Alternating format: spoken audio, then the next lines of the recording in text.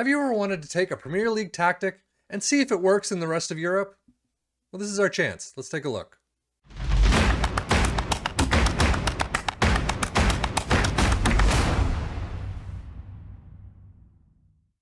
Ladies and gents, welcome back to another Tactics Talk. Today is Arteta's 4-2-3-1. Sadly, there's not a lot of notes on this on the Steam page that I got this from. It is Arteta's Arsenal 4-2-3-1 22-23 season version for 23.1.0. There, like I said, no information. I'm assuming they used Arsenal. I'm assuming they did well, but there's nothing. So we're going to test it out. As you can see, we are using Juve, Hellas Verona, and Lecce. They are the three in the Italian league as we're switching over from the Premier League that are scheduled to be first, 10th, and dead last with Lecce. So sadly, this tactic did not work all that well. And for some reason, I don't know if it's Italy, if it's the teams I chose, but a lot of the tactics that I've chosen for these Italian clubs, they don't seem to work all that well. Nowhere near as well as like a Man City, where they came in first or second almost every single time. However, in this one, as you can see, let's go to the league table. Juve finishing out in the Champions League spot, but fourth, with 23 wins, 9 draws, and 6 losses, 78 points. I will say not too far off Atalanta, who came in first, but still quite a bit of a gap. Then you go all the way down to Hellas Verona in 13th, who were supposed to be 10th, 46 points with 13, 7, and 18. So not a very good start for them. And then Lecce, scheduled to be dead last by the media predictions, comes up to 16th. I guess that's good. But still, when you want a tactic, like a plug-and-play tactic, which there are really no plug-and-play tactics, I will tell you, coming up to 16th is really not what you're looking for. But 7, 10, and 21 with only 31 points, 3 points off of relegation. So not good at all. I mean, they still had Cremonese that they had to deal with. But overall, for the three teams, not very good whatsoever. So Premier League, Arsenal of tactic, not working in Italy at all. Looking at the tactic itself, as you can see, as always, a sweeper keeper in support. You have 2 wingbacks in support. You have 2 ball-playing defenders in defend. You have a deep-lying playmaker in support in the midfield. A box-to-box in the support in the midfield. 2 inverted wingers on support. Interesting. A shadow striker in attack, and then an advanced forward in attack.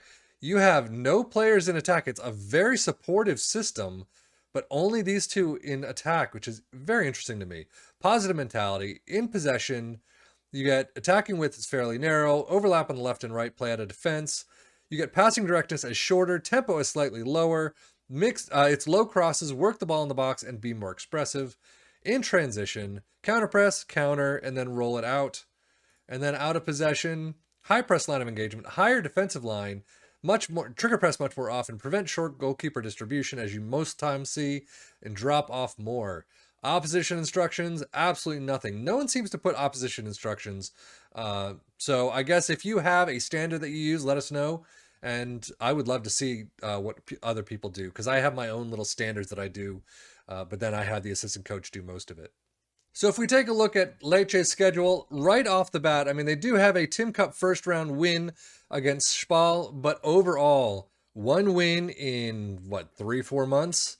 They get their second against Empoli and then Brianza.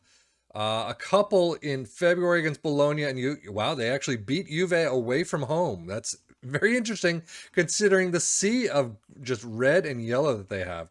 4-0 over Fiorentina, 3-0 over Spezia, and then nothing in April, May, or June. So a very poor run for the most part. Juve, they did lose 0-1 at home. Hellas Verona 0-2 away from home. And then Juve, that 1-0 win away from home. Hellas Verona, again, 1-2 loss at home. So interesting, that win, though. If we move up to Hellas Verona, as you can see, for some reason they played a lot more friendlies than Lecce did. But 2-0 for Tim Cup first round win against Regina. 2-0. But Fiorentina is starting out the league very well with a 2-0 win. And then just scattered.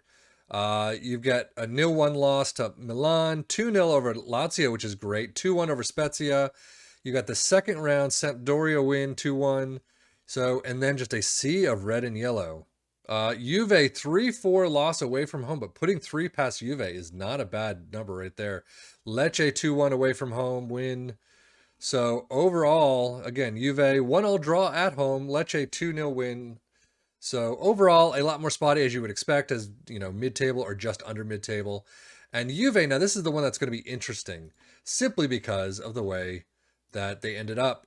So a lot more friendlies again for some reason, but Milan, Torino, Real Betis, not very well done. But Lecce starting off the league in style with a 1-0 win over Lecce, going into the group stage, losing out against PSG, losing out against Club Bruges, and then losing out against PSG again. Everything else seems to be a win. So they move into the round of 16. However, Real Madrid is not the team you want to face in the second round, the round of 16. They got hammered 1-3 at home and then 0-4 away. But Lecce at home 0-1. That was that bad one. Hellas Verona 4-3. They do lose out, as you can see, in the Tim Cup semi-final first leg and the second leg. 1-1 draw away from home, but a 0-2 loss at home.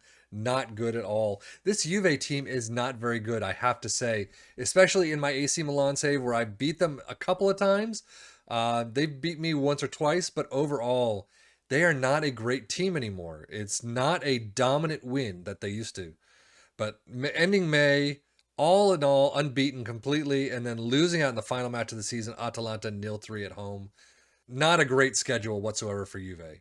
Stats wise, as you can see, I mean, Juve do get the most goals in the league with 79, Milan at 72, Hellas Verona do have 57. So it is apparently a very, a fairly attacking role, but 79 compared to what we saw with Man City. I mean, granted, Man City is probably a league above Juve, but still, I mean, 79 isn't really stuff that you would. I think that's what we were getting from Bournemouth when they were finishing mid-table, maybe a little higher than that. Fewest shots against no one really, Inter right there, but most possession, Juve with 59. So most dribbles, nobody. Fewest conceded, Juve with 42 in 38 matches. Most shutouts, nobody. Most tackles won, Lecce with 833, so there's that defensive piece again. Best pass completion, Juve at 88 in 8th. That's interesting. Most shots for Juve at 620, Milan has 632, but most goals, that's kind of funky. And then most points per game, Juve with 2.05. And then if we get into the player overview, most goals, Vlahovic with 41 goals. Actually, a very nice return from them. Most assists, Di Maria with 18. Illich with 10. Most player of the match awards, Vlahovic with 8. There you go. So I was looking for this on the previous screen. It's not there. Highest rating, Vlahovic with a 734 overall in the league, of course. But then you get Kostic in 18th with 716, Di Maria in 19th with 715. So not too bad.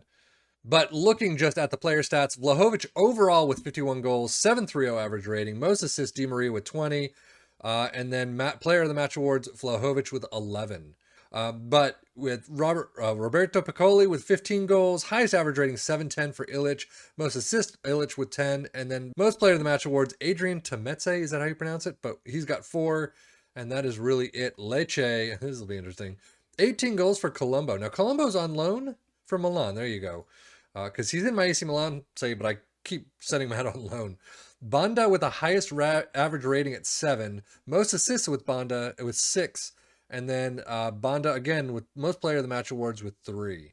So that is it. I will say, not a very good tactic to use for the Italian league, at least for these 3 teams. I don't know how it would look with like a Napoli that everyone else uses.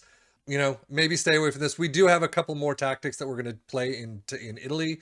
They don't all work all that well. So I will tell you right off the bat, I'm kind of thinking already to switch it to maybe Germany or something else and see what we can do in those other leagues, because Italy just doesn't seem to be working for a plug and play tactic. But that is it for me, Safian FM, for this tactic, the Arteta Arsenal 4-2-3-1 tactic. Just doesn't work, sorry to say. But for the Football Manager blog channel, I'm Safian FM saying thank you so much for watching. As always, take care and enjoy.